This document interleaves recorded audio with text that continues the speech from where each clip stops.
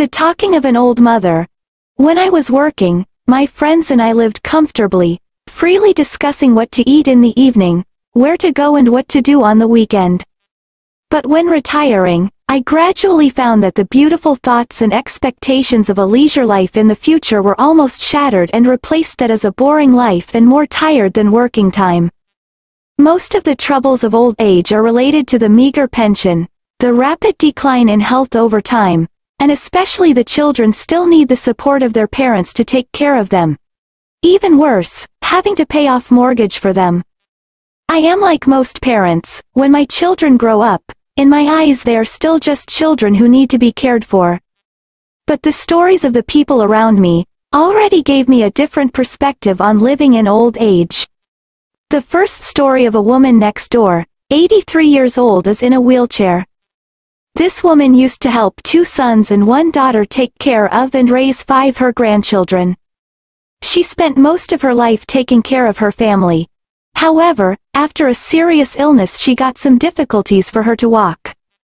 Both her children and grandchildren are busy with work and career outside, and they always has a reason refusing to come and take care of her. She told me that she regrets not living a free retirement and thinking more about herself. The second story with the older brother in my big family. He has only 1 son, so he loves him very much and does not allow him hands to do anything. When his child grew up, he also bought a house and gave some money to his son and even sold the house he was living in, went to the city to live with son's family aimed to taking care of his children and grandchildren.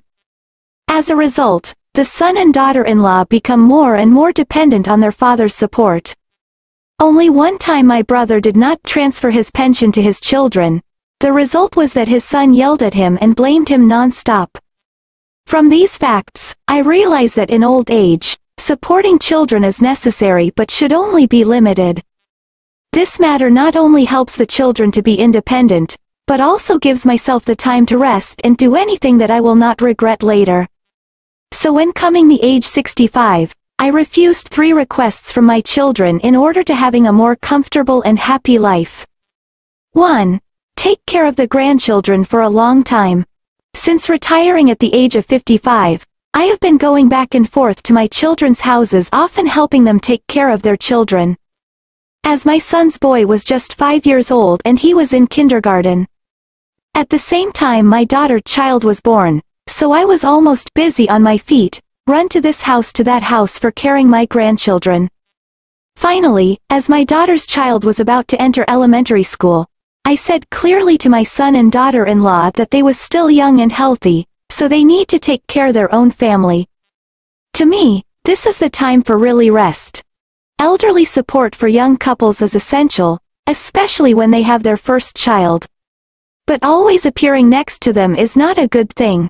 After all, parents should be the people who educate and receive the main responsibility for their children's future. This will help their children being better in all aspects.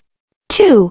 Selling own house and living with son's family. After returning to my hometown, my son intended to pick me up to his house again for the reason that he was afraid that his mother would be lonely and wanted to take care of me in my old age.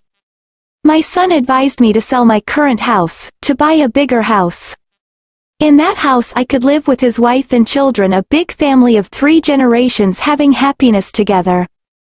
For this request, I directly refused. It's not meaning I don't like being close to my children and grandchildren, but because I know that there is always a generation gap between young people and old people, with many differences in living habits. So, if living together for a long time, sooner or later, there will happen conflicts. In my opinion, no matter how filial the children are, the elder should have an own house. Sell the house. If one day I feel unhappy living with my children, I will have nowhere to go. This is like giving yourself a way out, reducing anxiety when any mishap occurs. 3. Give your child too much money. I have always pampered my children since they were young. As long as they want, I am ready to respond. When my children grow up, they don't have money to live, I often give them money. In the 10 years after I retired, my child support accounted for more than 60% of my life savings and even money of my deceased husband. But at the age of 65, I discovered that my children still seem to have not stopped demanding financial from me. After returning to my hometown to live on my own house, I completely cut off financial support to my children. I still had a little money in hand for the frugal life of old age and told myself, no matter what the children ask, I will grind my teeth and refuse. This can cause them being anger me for a while, but I knew I had good reason to do so. When I am 65 years old, my children have reached 40, they are not longer young. They can't ask for money every time they are short of money. This is a matter what needs to be done, so that they can stop relying on their mother and try to take care of their own lives. Moreover, after I die, my children are still children who need to fix their mothers, will have many times more difficult lives. Be brave, retirees in the same situation.